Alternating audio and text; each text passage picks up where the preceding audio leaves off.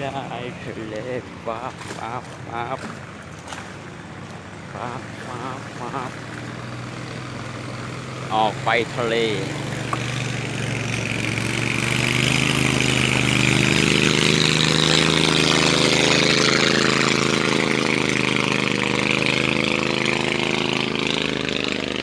มันเป็นเกาะมันเป็นเกาะ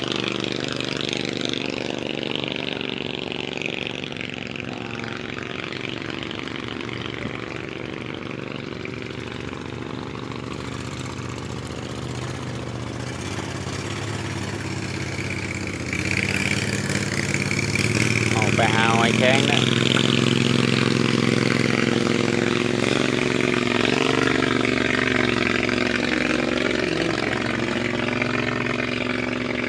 น้ำทะเลขึ้นแห้งแล้วอ่ะตอนแรกแม่งลดลงตอนเศร้าแม่งขึ้นตกปลาไม่ได้เลยตึกท่วมหมดเลยปลา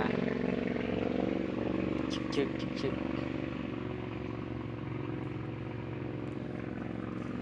ยังไม่ได้ออกทะเลยังอยู่ในบ้านพักอยู่